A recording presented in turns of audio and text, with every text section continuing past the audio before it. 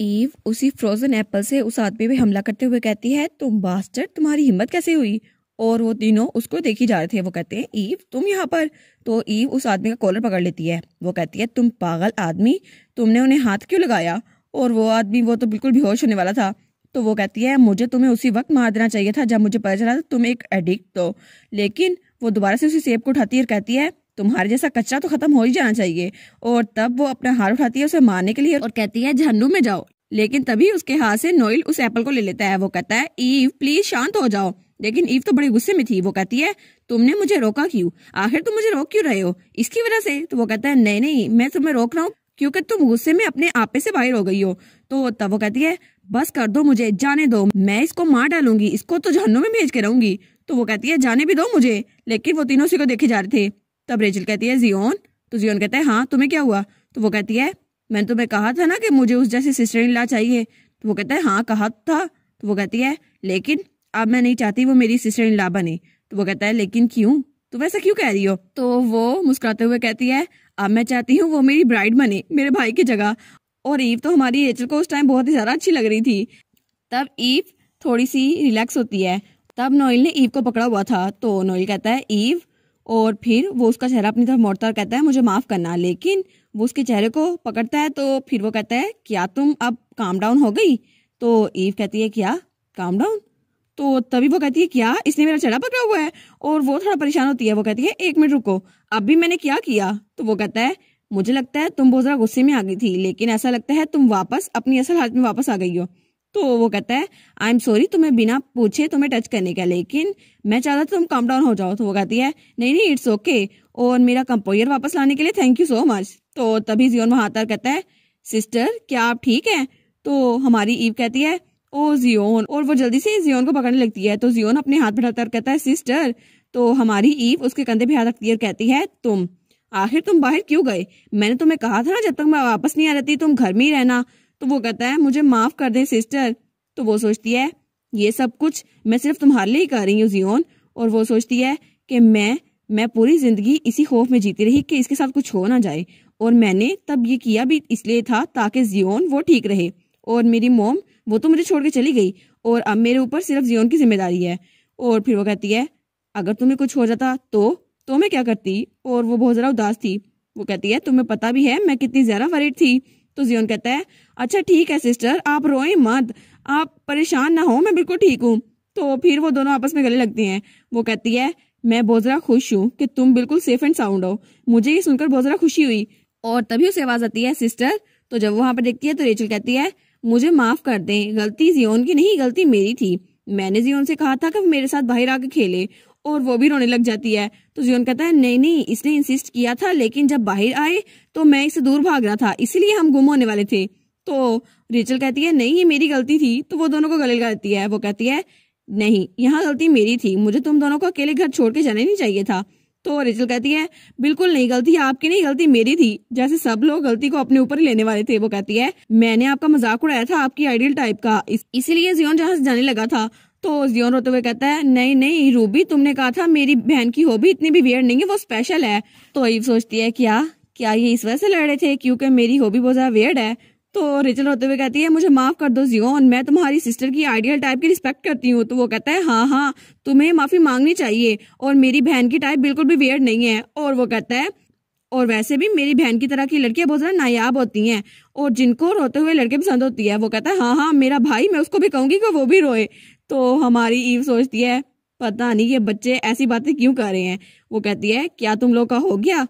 तो तब नोएल खास कर उसको अपनी तरफ मुतवज्जा करता है। तो जब उसकी तरफ देखती है तो वो कहता है, वेल मुझे भी लगता है कि आपकी टाइप बहुत ज्यादा नायाब है, मुझे माफ कीजिएगा इंटरप्ट करने के लिए, लेकिन आप बिल्कुल भी वियर्ड नहीं है। तो ईव मुस्कुराते हुए कहती है, हाँ ठीक है, मुझे पता चल गया कि मेरी हॉबी बहुत ज्यादा नायाब है। तो तब वो कहती है, अच्छा ठीक है, अब रोना बंद करो, चलो हम लोग घर वापस जाते हैं। और फिर रेचल और जियोन दोनों उसकी तरफ देखते हैं। तो वो कहती है, लेकिन घर जाने से पहले हमें तुम्हारे भाई का शुक्रिया अदा करना होगा रेचल। तो वो वहीं पर खड़ा था। तो वो दोनों उसकी तरफ देखते हैं और फिर उसके भाई की तरफ। तो जियोन जल्दी से जाके उसके भाई के गले लगता है। वो कहता है, थैंक यू वेरी मच, आप ना होते तो हम लोग बड़ी मुश्किल में फंस जाते। तो वो कहता है, नहीं मुझे ये करना ही था, मैं तुम दोनों को मुश्किल में कैसे छोड़ सकता था। तब वहां पे रूबी आती है, कहती है थैंक यू। तो तब वो थोड़ा हिचकिचाते हुए कहती है, भाई तो उसका भाई वो कहता है रेचल। तो जब वो उस तरफ देखती है तो वो थोड़ा झिक रही थी, तो उसका भाई अपने बाजू फैलाता है जैसे वो उसको गले लगाने के लिए हाथ बढ़ा रहा हो। तब वो उसकी तरफ देखती है और फिर वो भी स्माइल करके उसकी तरफ बढ़ती है। तो तब वो दोनों गले मिलते हैं फाइनली। वो कहती है भाई मुझे माफ कर दें और मुझे बचाने के लिए थैंक यू सो मच। और तब उनका भी मनमुटाव खत्म हो चुका था। और उसके बाद जब सब लोग माफी तलाफी कर लेते हैं तो हमारा जियोन कहता है सिस्टर मुझे बहुत जरा भूख लगी है। तो ईव कहती है अच्छा ठीक है, तो हम लोग घर वापस आते हैं, लेकिन उससे पहले खाने के लिए कुछ खरीद ना ले, किसी को कुछ खाना है। तो तब रेचल अपने भाई के कान में कुछ कह रही होती है। तो ईव कहती है आप लोग क्या कह रहे हैं। तो नोएल कहता है ओ रेचल को लगता है पिछले गली में कुछ छूट गया है, तो मैं उसके साथ जाता हूँ। वो कहती है क्या सच में उसकी कोई चीज छूट गई है। वो कहती है रेचल क्या हम लोग इकट्ठे वहां पर जाएं जहां तुम्हारी चीज छूटी है। तो वो हंसते हुए कहती है नहीं नहीं, मैं अपने भाई के साथ जाऊंगी, वैसे भी एक सीक्रेट है। तो ईव कहती है अच्छा ठीक है, तो मैं और जियोन पहले घर चले जाते हैं, खाना बना लेंगे, तब तक तुम लोग आ जाना। और वो दोनों ड्रैगन बहन भाई वो अलग से उस गली में जा रहे थे। तो हमारी ईव सोचती है चलो अच्छा हुआ, इन लोग की रंजिश तो खत्म हुई, अब ये लोग आपस में अच्छे से बात करते हैं और इनकी लड़ाई ये भी खत्म हो गई, कम से कम वो अपने भाई को पहचानती तो है। और तब वो लोग पहुंच चुके थे उसी गली में जहां वो ड्रग एडिक्ट था। तो वो कहता है क्या अब तुम लोग यहाँ पे क्या करने आए हो, अभी तुमने मुझे मारने की कोशिश की थी और अब तुम मुझसे क्या चाहिए। तब रेचल हंसते हुए कहती है तुम यही डिजर्व करते थे क्योंकि तुमने मुझे और जियोन को हर्ट किया था। और फिर वो अपने भाई के साथ खड़ी थी और कहती है और अब तुम्हारा वक्त आ गया है ताकि तुम वो प्राइस पे करो जो तुमने मेरी सिस्टर इन लॉ को अपसेट करके की है ना। तो वो कहता है क्या, और उसके बाद सिर्फ उसके चिल्लाने की आवाज आ रही थी।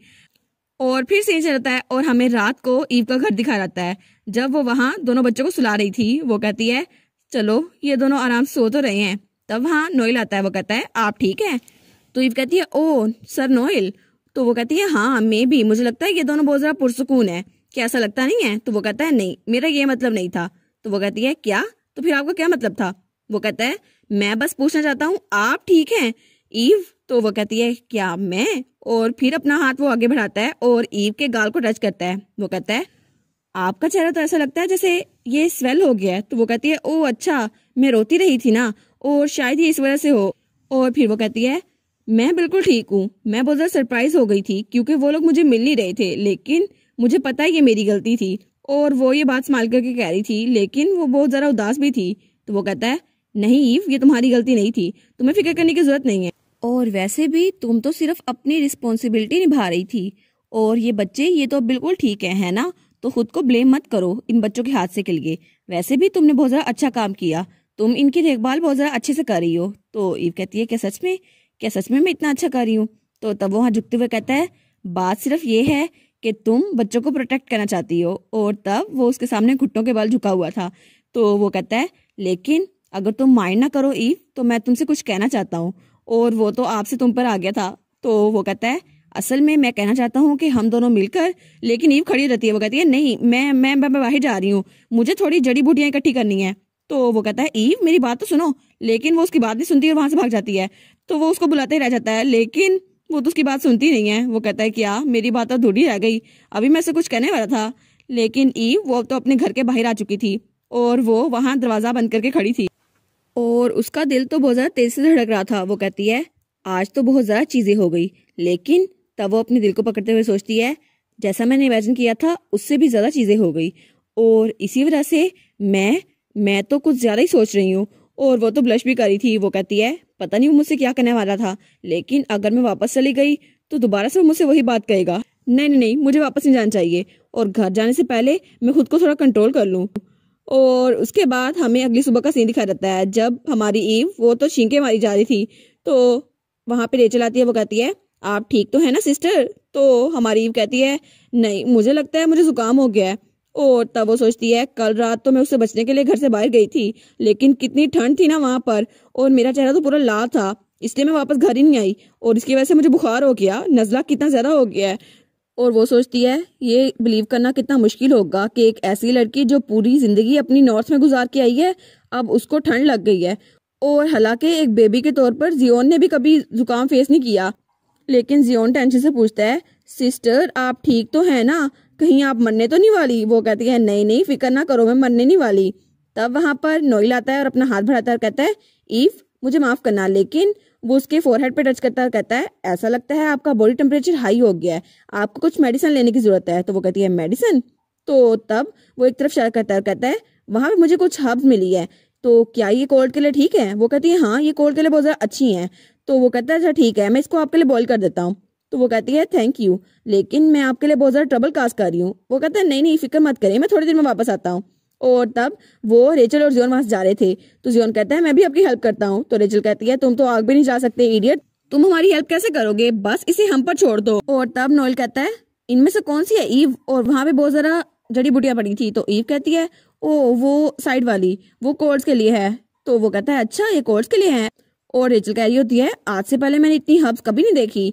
और तब हमारी ईव की आंखें बंद हो रही थी, और तब यकदम उसकी आंख बंद हो जाती है और उसको कुछ नजर नहीं आता, वो सो चुकी थी। और फिर थोड़ी देर बाद उसकी आंख खुलती है, उसे कोई उठाता है। वो कहता है ईव उठ जाओ। तो ईव कहती है क्या क्या हुआ?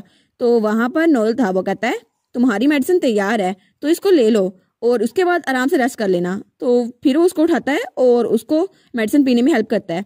वो कहती है मेरा सर तो बहुत शिद्दत से दुख रहा है। वो कहता है मैंने मेडिसिन बॉईल कर दी है, तो इसको ले लो और उसके बाद सो जाना, कुछ बेहतर महसूस होगा तुम्हें। तो वो फिर उस मेडिसिन को पीती है और वो कहती है चलो, कुछ ना होने से कुछ होना तो बेहतर है। और तब वो कहती है लेकिन इस मेडिसिन का टेस्ट तो बहुत ही ज्यादा कड़वा है। तो वो कहता है ऑल राइट, अब तुम सो सकती हो और मैं बाकी मेडिसिन यहाँ तुम्हारे टेबल के पास रख रहा हूँ, और जागने के बाद इसको लेना ना भूलना। तो वो कहती है अच्छा ठीक है। और इसके बाद वो दोबारा लेट चुकी थी। वो कहता है मैं बच्चों के साथ बाहर जा रहा हूँ ताकि थोड़ा ताज़ा पानी ले आऊँ, मैं जल्दी वापस आ जाऊंगा। तो ईव लेटते हुए सोचती है मुझे नहीं पता, शायद मेरे बुखार की वजह से, लेकिन इसके गर्म हाथ तो बहुत ही ज्यादा सुकून दे रहे हैं, ऐसा लगता है मैं जल्दी ठीक हो जाऊंगी। और तब वो दोबारा से अपनी आंखें बंद करती है और वो सोचती है पता नहीं मैंने इतना लव और केयर अपनी जिंदगी में कभी डिजर्व नहीं किया, लेकिन अब वो मेरे साथ है तो मुझे बहुत ज्यादा अच्छा लग रहा है। और तब दोबारा से उसकी आंख बंद हो चुकी थी, लेकिन फिर उसकी जब आंख खुलती है तो वो अपने बेड पे देखती है। वो कहती है क्या मैं पूरा दिन सोती रही, लेकिन वो लोग कहाँ पर हैं? लेकिन तभी उसको किसी के पाँव नजर आते हैं। वो कहती है क्या ये क्या चीज है, और वो लोग कहाँ गए? क्या वो लोग ताज़ा पानी लेने के लिए बाहर गए हैं? और जब वो अपने हाथों को देखती है तो वो पंजों में बदल चुके थे। वो कहती है मेरे हाथ, ये क्या हुआ? और तब उसकी टेल भी निकली हुई थी। वो कहती है मेरी टेल भी निकली हुई है। और वो कहती है आखिर हुआ क्या? और फिर वो खुद को देखती है और वो कहती है क्या क्या मैं सच में वुल्फ में बदल गई हूँ? लेकिन अभी क्यों? अभी तो वो लोग वापस भी आने वाले होंगे और उनको पता चल गया तो मेरा राज राज नहीं रहेगा। और इसी के साथ ये वाला पार्ट यहाँ पर ख़त्म। तो आप लोग बताइएगा आपको ये पार्ट कैसा लगा। प्लीज़ लाइक करिएगा, कमेंट करिएगा और शेयर करिएगा। और जो न्यू व्यूवर्स हैं काइंडली वो चैनल को सब्सक्राइब कर दें। और पिछली वीडियोस का लिंक आपकी स्क्रीन पर नज़र आ रहा होगा, तो काइंडली उनको भी चेकआउट कर लें। Thank you so much.